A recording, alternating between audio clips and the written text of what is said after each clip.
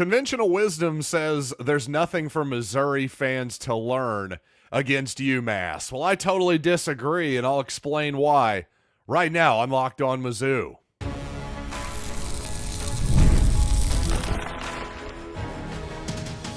You are Locked On Mizzou, your daily podcast on the Missouri Tigers. Part of the Locked On Podcast Network, your team every day.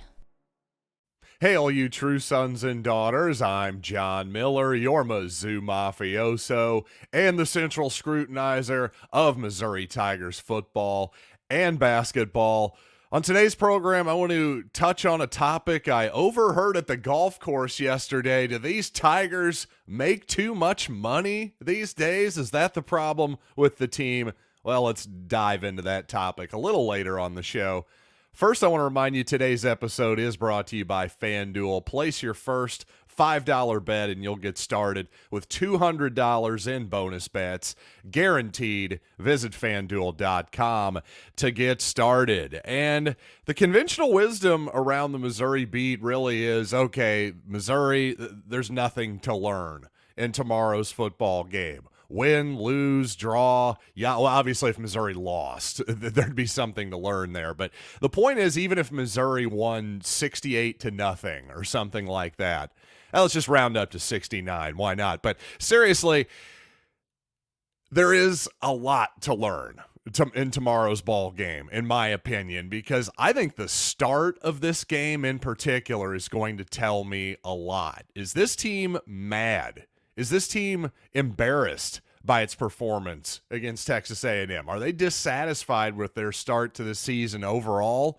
Or does this team still buy into its own hype? Do they still think that they're so good, at least compared to UMass, that they can just roll out of bed and jump off the team bus and show up as 4 touchdown favorites and basically expect to win? Because if I see that version of Missouri, that's actually going to tell me a lot about the rest of the season. It really will, because this team can't just show up anymore, and that's seemingly what we've done the entire season. Even against Boston College and Vanderbilt, games that Missouri ultimately won, obviously Missouri had to dig itself out of holes in those ball games, in particular a 14-3 deficit against Boston College. So if Missouri ends up winning this game fairly comfortably tomorrow, but they get off to a slow start, maybe they allow UMass to get up 7-0 or something like that, that actually is going to kind of color the way I see and predict the rest of this 2024 season. Because at a certain point, this team has got to show some gumption and some leadership and simply just the actual ability to be a top 12 playoff caliber kind of team, or else all that talk that I've done and many of us have done in the offseason is going to look a little bit ridiculous at a certain point. So to me, it would rather behoove Missouri, despite, again, they're 4 touchdown favorites. It would be a complete and utter shock if Missouri were to lose this ball game. But regardless of that, let's come out and take this game seriously. Yeah, it's a weird game in Amherst in front of some 17,000 people or whatever, an 11 a.m. kickoff Central Time, I suppose noon locally in Amherst. So it has all of the markings of a potential letdown for Missouri. But after they played last week, there is no excuse for the Tigers not showing up and having a better effort this week. At a certain point, regardless of who the opponent is, we just got to look like a better club. And right now, that's what we need to see. And hopefully Missouri, by the way, Missouri has struggled with pressure, has struggled picking up blitzes at times. That's on the offensive line. It's also on Brady Cook as well, without a doubt. And I will say, UMass, one thing you notice, you watch some of their games, a heck of a lot of stunts and twists and blitzes, as you might expect, considering, well, Dr. Blitz, a.k.a. Don Brown, is their head coach. By the way, in his second stint as the Minutemen's head coach, I believe his first stint was, let me see here, 2004 to 2008. He's really been Mr. Northeast, Mr. New England, really, other than a few years from 16 to 2022 as Jim Harbaugh and Michigan's defensive coordinator. He's been all about UConn and Dartmouth and UMass and, Yale, those type of teams all over the Patriot League in the Northeast and the Ivy League and all that good stuff. So it will be interesting because I don't think UMass, despite the fact that they have a coach and a reputation for being an aggressive pass defense that can cause some problems, well, statistically, so far this season, there's not a lot of evidence that UMass is exactly scaring the pants off of anyone defensively. So if you're Missouri and you're Brady Cook, this has got to be a get-right game. And again, if we're struggling early on with blitz pickups and that type of thing, even if we ultimately figure it out, that's going to be a little bit of a harbinger, I think, of bad things in the future for Missouri, because this is the type of team that obviously the Tigers should dominate. After last week and after how the Tigers have generally started the season, I'm kind of prepared for about anything. I think the Tigers are ultimately going to pull away and win regardless. But I think Missouri's got to get off to a better start here if I'm going to feel at all bullish about the remainder of this season. Now, one thing that kind of blows my mind as a college football fan and observer these days is if you're UMass, if you're the Minutemen, and by every possible measure, you're one of the 5 or 10 worst teams in FBS football, why are you running the same stuff offensively as everybody else in the country? That truly blows my mind. I understand that football has become a rather copycat sport. At the NFL level, it's always been that way. It seems like in college and in high school, it's really, really become even more that way the last decade or so, when everybody is seemingly running some version of the shotgun spread, read option type of offense, or maybe throw some pistol runs in there as well. But basically everybody is running some version of some type of shotgun spread offense. And if you're UMass or a team such as that, why not run something a little different? It's one thing I like about college football that has kind of gone away over the years, is just the variety and diversity of different styles of offense. But regardless, it's going to be Tyson Pumachan is going to be the starting quarterback for UMass, and he's a talented player for sure. In fact, well, he's been around a while too. He was actually a backup to Trevor Lawrence and Clemson back in the day. He then transferred, spent a couple years at Georgia Tech, and is now the starter at UMass, of course. A big guy with a decent scrambler, a talented arm. Doesn't have a lot of protection, that's for sure, with UMass. Has taken a lot of sacks this year. Not a lot of help on the outside or with the running game either, to be brutally honest with you. I'd say Jacoby Keeney James is his most explosive weapon. From what I could tell, a 65-yard touchdown pass he hit in the game against Miami of Ohio. Yes, the Fighting Tyler Gabberts of Miami of Ohio. I definitely watched that game because that's how exciting my social life is. But regardless, it's just hard to see UMass doing much offensively against this Missouri defense that obviously struggled big time last week against A&M, but this just seems like a completely different caliber of opponent, to say the least. And interestingly enough, if you're looking at the matchup of this game, both Missouri and UMass among the national leaders in terms of time of possession. So both teams not exactly running hyper speed in terms of trying to snap the ball with 20, 30 seconds on the play clock, that type of deal. Also, again, the quarterback there, Pumachan, said that the Minutemen have shot themselves in the foot far too often with penalties. Well, that sounds familiar, doesn't it? And one more similarity here. The Minutemen have been really bad in the red zone so far. They've been able to move the chains some, but not only have they been Missouri, I would say, has been bad in the red zone. The Minutemen have been a disaster in the red zone, turning the ball over far more often than what is acceptable in that area, that's for sure. So a weird game coming up for Missouri. By the way, indications are that Missouri tried to get the game moved to Gillette Stadium, where the New England Patriots are playing. Apparently buying out the game was discussed as well, and, well, apparently that cost was a little prohibitive for the Tigers. So a couple administrations ago, somebody scheduled this game, and here we are. I don't know that anybody with Missouri is thrilled about it, but again, that's part of the challenge to me. All the talk for over a year now at least has been, oh, why is Missouri playing this game? Aren't we stupid? Blah, blah, blah.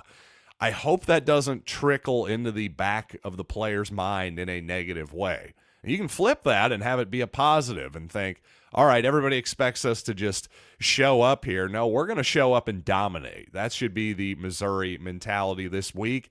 I'm just afraid and concerned that I'm not going to see that. And coming up, how about a final score prediction for the UMass game? And also I want to address the topic of how is NIL, these college players making money? How does this affect the dynamics of actual effort? Does this affect Missouri this season? Is that part of the problem?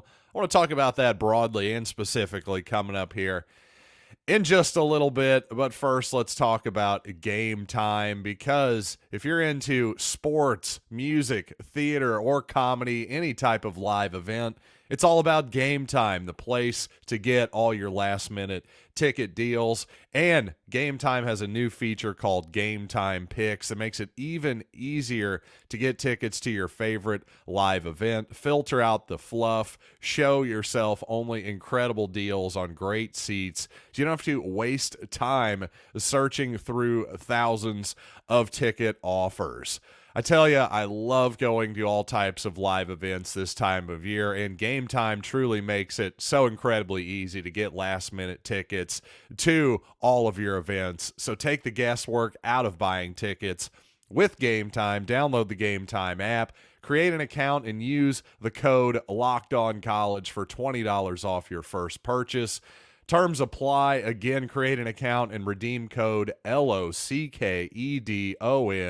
COLLEGE for $20 off. Download Game Time today. What time is it? Game time.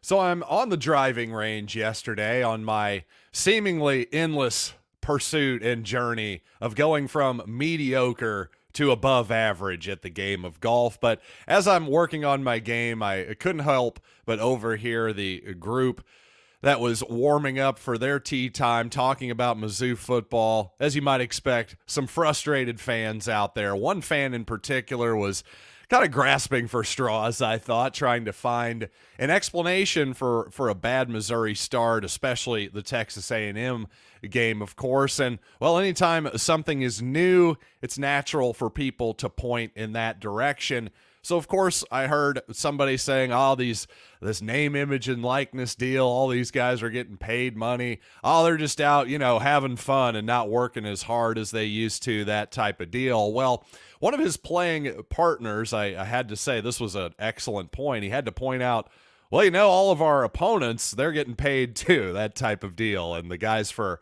Alabama and Texas are getting money as well. They seem to be performing pretty well, especially the Longhorns right now in particular. And that fan had to go, well, touche. I guess I hadn't really thought of it that way. Again, I think we're all just grasping for straws right now a little bit, trying to explain what happened with Missouri and Texas A&M. And I will just say this, the idea that, like Brady Cook, for example, a lot of people have been concerned about his play, myself included so far this season, but the idea that, he's going to stop working hard because he's got a few nickels to rub together now, that doesn't really make a lot of sense. Certainly Cook is doing a lot better than quarterbacks previously did in a pre-NIL world, that's for sure.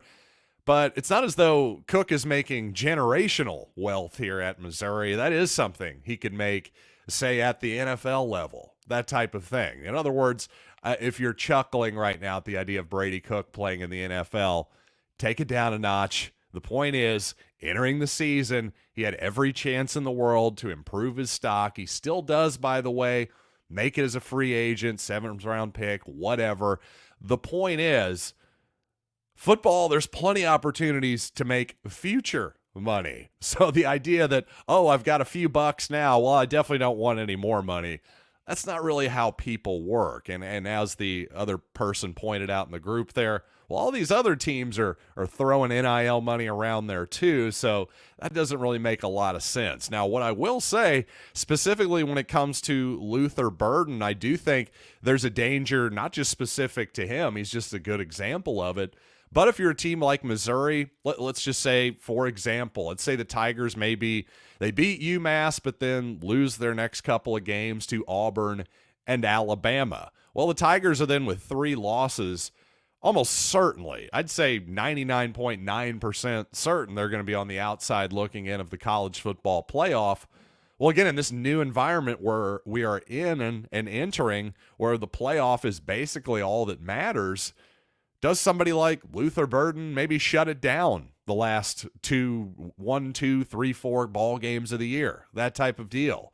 If there is a minor injury or something like that you'd normally push through, if you were still chasing for the college football playoff, I can definitely see players, again, this isn't really about Burden, he's just a great example of this, but certainly in the future, I think you'll see last quarter of the season, last half of the season, teams who have maybe disappointed and aren't in the college football playoff conversation. It's not just going to be about bowl games and lower tier bowl games where Marvin Harrison Jr., for instance, for Ohio State last year, opts out of the Cotton Bowl against Missouri. I think you're going to see regular season opt-outs as well. Heck, you go back to the 2020 season, there was obviously the COVID-19 thing was a whole other variable, but Jamar Chase sat out the entire season and still was a top 5 draft pick, and I'd say his NFL career has gone just fine. He's looking for another $200 million or whatever from the Bengals as we speak here. So bottom line is, name, image, and likeness, all that stuff. I don't see how you can blame that on the Tigers' woes when really I think the Tigers have probably been the biggest net beneficiary, certainly one of the biggest net beneficiaries of NIL during this whole period here. So I don't think we can then out of the other side of our mouths go, darn it, these darn kids are just making too much money. That doesn't really make a lot of sense from really any perspective.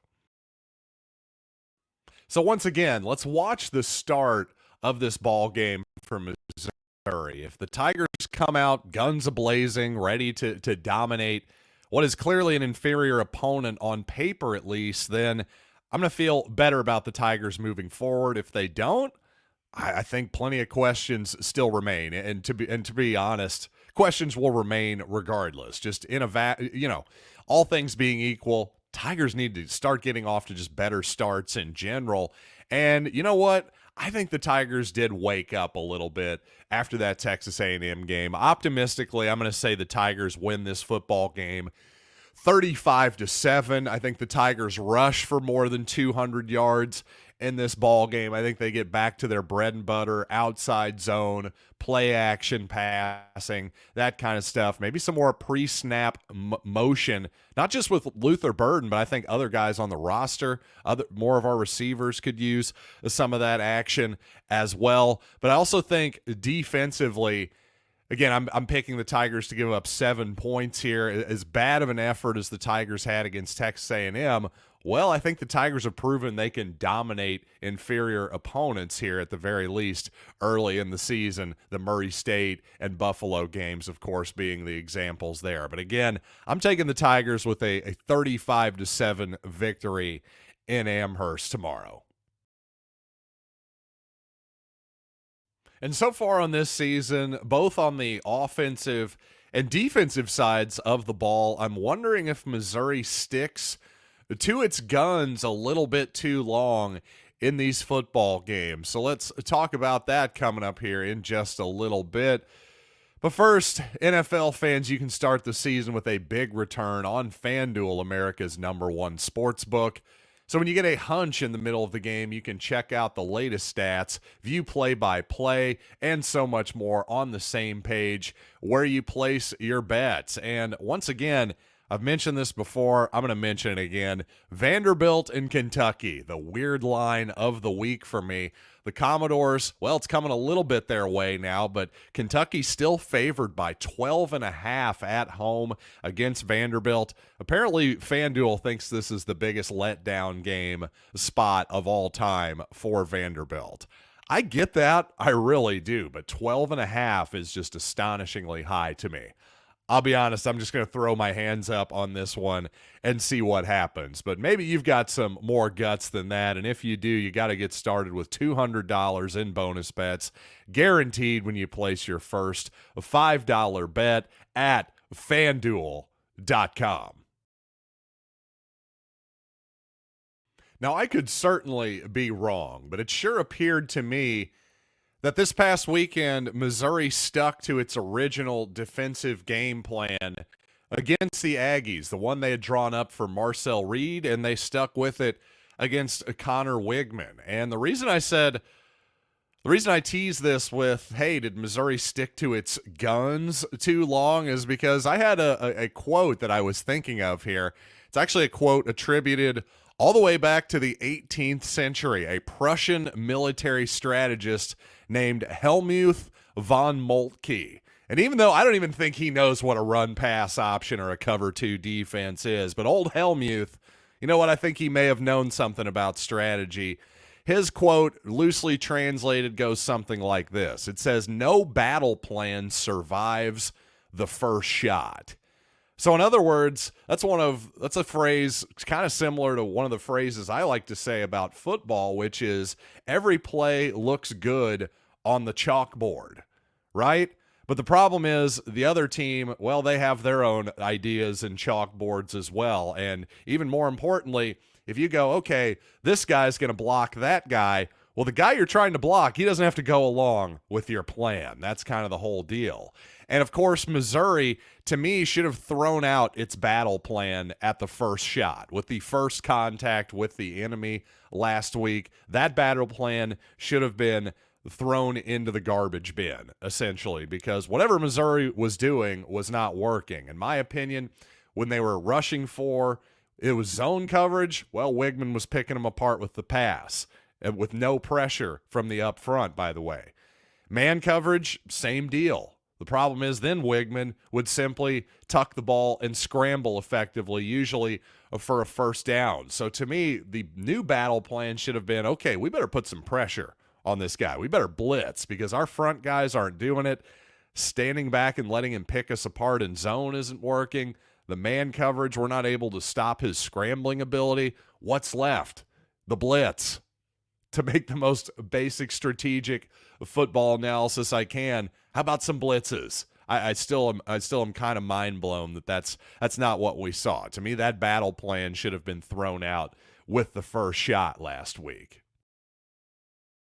Now, you may remember a couple seasons ago, following 2022, the Tigers took on Wake Forest in a bowl game, and the Tigers lost to, well, the slow mesh offense. And the idea there for Wake Forest being, hey, use the defense's aggression against them, let them get upfield a little bit, and then use that momentum against them. Well, I tell you, I've seen something that I'm not a huge proponent of that slow mesh offense for a whole bunch of reasons, but I am kind of a proponent of what Arkansas has been doing lately, and that's what I would call the slow mesh punt.